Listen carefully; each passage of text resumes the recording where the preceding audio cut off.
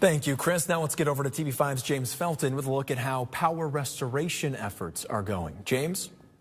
One of the hardest hit parts of the TV5 viewing area is Clare County.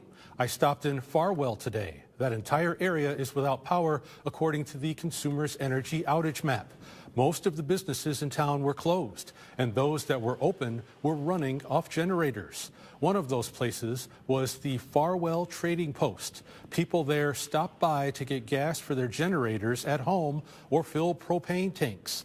I did notice that in that part of mid-Michigan, ice still has a firm grip on the trees there. A spokesperson for Consumers Energy tells me crews are working around the clock, logging 16-hour shifts in an effort to restore power in the area. They're working long days in difficult conditions. You can look outside your window right now and see the type of conditions that they're working in. Right now, all of these folks are from Michigan, so it's Consumers Energy crews as well as contractor crews who are well aware of our system. We are working on gathering more crews to help with response tomorrow morning so that we can work as quickly and safely as possible to restore power for our customers. The Consumers Energy spokesperson tells us crews cannot use the bucket truck when there are sustained winds of 30 to 35 miles per hour. During those times, power restoration work will be performed on the ground. For example, clearing away icy trees and limbs from power lines. Back to you.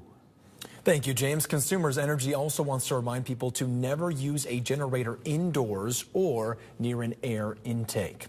According to the Consumers Energy outage map, crews are responding to more than 1,000 outages affecting more than 59,000 customers. The hardest hit areas include Clare, with more than 12,000 customers affected.